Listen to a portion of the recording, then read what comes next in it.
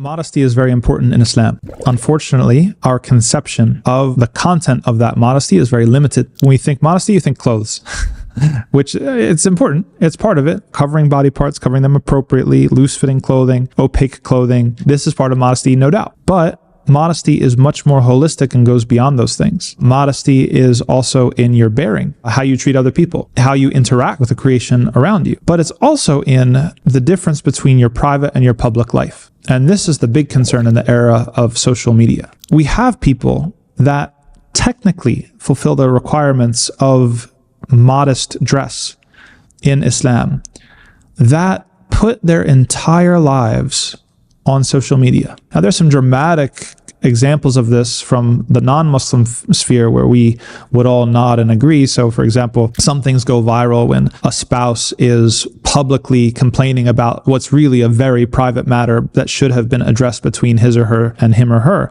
But we don't take the broader lesson there. We look at it and maybe we're sucked in because it's viral and it's because it's kind of a juicy topic, but are there ways in which we do the same thing? Are there things that are private that we put out in public? Are there things that should be kept in private? Every day after Fajr, Abu Bakr radiallahu anhu would go in an opposite direction of his house and he would go deep into the desert. So Umar radiallahu anhu said, لَأَتْبَعَنَّا. That's it. I'm going to go follow him and find out what he's doing. And then he said, I saw him go into this beat up old house. He spent a long time in there. It wasn't like a short amount of time. He spent a long time until after the sun was up, meaning it was getting hot. And it got hot, and then Abu Bakr radiallahu anhu left the home and he made his way back to Medina. So Umar radiallahu anhu said, I waited until I could no longer see him. And Umar radiallahu anhu said, I knocked on the door.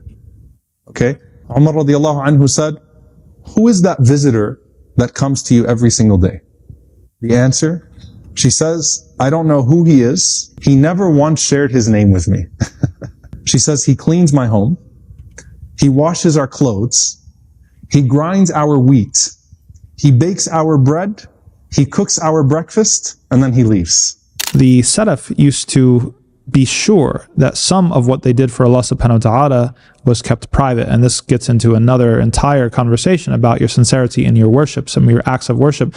It's a fine line where you have somebody who's quote unquote an influencer. I don't agree with that term. I don't think those people are influencing. I think they're more influenced than influencing. However, if you're doing anything super public on social media to show other people, telling yourself that you're just demonstrating to them to inspire them, should you counterbalance that in your life by doing a ton of stuff that's very, very private that nobody knows about except Allah? So we have to be guarded and we have to be aware and we have to be very careful because these things become normalized to us in a very subliminal way, a very implicit way. This is what everybody else is doing. This is how social media works. This is what people are doing on TikTok and Instagram and whatever. And so it seems normal to us too. But as Muslims, I think that we need to be comfortable doing our own thing and going our own way, especially when our values dictate it. So we have to be very careful that we are embodying modesty in the fullest sense of the word. And we need to have a frank and honest conversation that there are certain things that should not be public. There are certain things that are private and that even gain importance, perhaps even sanctity, when they are kept private.